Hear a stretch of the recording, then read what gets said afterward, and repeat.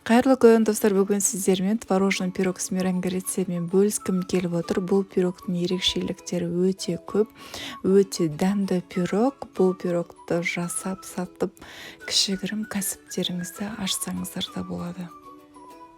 Пирогымыздың қамырын жасаймыз. Ол үшін бізге 2 жұмыртқа керек болады. Жұмыртқамызды миксерлейміз.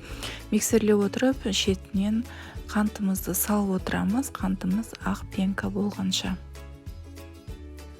Керекті ингредиенттердің барлығын описанияға жазып кететін боламын. Жұмыртқамыз бен қантымыз ақ пенка болғаннан кейін барып қаймағымызды саламыз. Қаймағымызды салып бірде масса болғанша миксерлейміз. Бірде масса болғаннан кейін барып сары майымызды саламыз. Сары майымыз біздің жұмсақ болуы керек, қатты болмау керек. Бірде массаға айланып кететіндей жұмсақтықта болу керек. Содан кейін барып біз ұн саламыз. Ұнымызға мен разрыхитель салып қойғамын. Ұным мен разрыхителімді салып, жақсылап жұмсақ қамыр илейміз. Біздің қамырымыз өте жұмсақ қамыр болып шығады.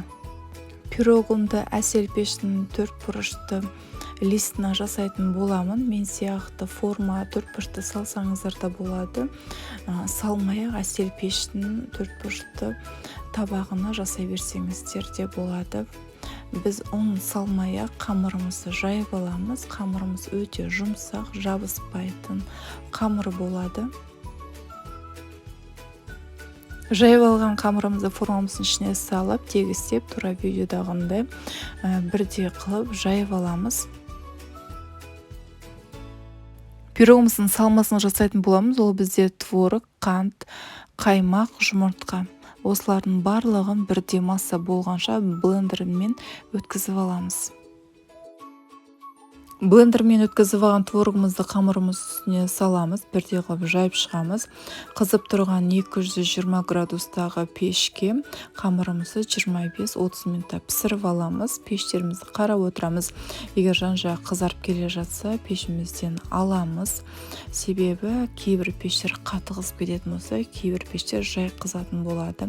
Сол себептен пешімізді қарап отырамыз. Біз қамырымыздың сыртына жұмыртқа жақпаймыз. Егер де сіздер меренганы тек ортасына ғана саламын, қамырым көрініп тұрады десеңіздер, онда қамырларыңыздың шет-шетіне жұмыртқаның сары уызын жағып шығуға болады. Менің меренгамның қамыры көрінбейтін болғандықтан мен жұмыртқаның сары уызын жақпайтын боламын. Осы жерде сұрауларыңыз мүмкін. Осы творогты блендермен емес, миксермен миксерлесек болады ма деп. Егер де миксермен миксерлейтін болсаңыздар, сіздердің творогтарыңыз жатып қалатын болады. И піскен кезде сағыз сияқты болып қалатын болады. Себебі творог пен қантты миксерлеген кезде қанттарыңыз еріп кетпейтін болады. Ал егер де блендермен істейтін болсаңыздар, сіздердің қанттарыңыз бен творогтарыңыз бірде масса болып, піскен кезде творогтарыңыз воздушный и чизкейк сияқты өте дәмді болады. 30 минутта менің пирогым пісіп шықты. Мен енді меренганы жасайын деп жатырмын. Негізінде пеште біздің пирогымыз пісіп жатқанда біз ақуызымызды миксерлеп дайындап қоюымыз керек еді. Мен қолым тимей қалды. Онда тұрған еш нәрсе жоқ. Шұңғылдау ыдысымызға ақуызымызды салып, оған қантты араластырып алдық.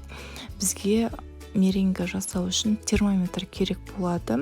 И біз ақуызымызды водяной парда жасайтын боламыз. Яғни қайнап тұрған судың үстіне осындай темір ыдысқа салынған ақуызымызды салып жасайтын боламыз. Ақуызымызды салған кезде қайнап тұрған суға бірден араластырып тұруымыз керек. Себебі біздің ақуызымыз тез пісіп кететін болады. Бірден салғаннан кейін термометрімізді саламыз. Термометріміз 29-да 8 градусты көрсетіп тұратын болады. Біздің термометріміз 55-те 5 градус көрсетуі қажет. Біздің ақуызымыздың ыстығы. Осы қаспен араластырып тұрып градусты қарап отырамыз. Жан жағында байқасаңыздар, мен ақуызым араластырған кезде пісіп жатыр, себебі біздің су қайнап тұрғандықтан онда тұрған еш нәрсе жоқ. Егер де шетіндегі ақуыздары кішігірім пісетін болса, 55-те 5 градус көрсеткен кезде біз суымыздан ақуызымызды бірден алып ыстықтай күйінде миксерлейтін боламыз. Әппақ ақ пенка болғанша біздің пенкамыз орыс тілімен айтқан кезде устойчивый болу керек. Біз табағымызды төңкерген кезде біздің ақуызымыз ағап кетпейтіндей, сол кезде сіздердің меренгаларыңыз өз формасын ұстап тұратын болады и ағып кетпейтін болады. Пирогымызды пісірген градус 220 градуста біздің пешіміз тұр. Енді осы 220 градуста пешімізді 150 градусқа қоямыз. Пирогымыздың үстіне ақ пенкамызды жағып, яғни меренгамызды, формамызды жасап, жағып шыққаннан кейін барып, біз пирогымызды пешке 12-13 минутқа салып аламыз. Біздің 12-13 минутта біздің меренгамыз қызарып пісетін болады. Егер де сіздер меренгаларыңыздың бетіне слезы ангела шықсын десеңіздер, бетін жылы жерге қойсаңыздар бірден шығатын болады. Менде асығыс болғандықтан мен олай жасалмадым. Егер қаласаңыздар, солай жасауға болады.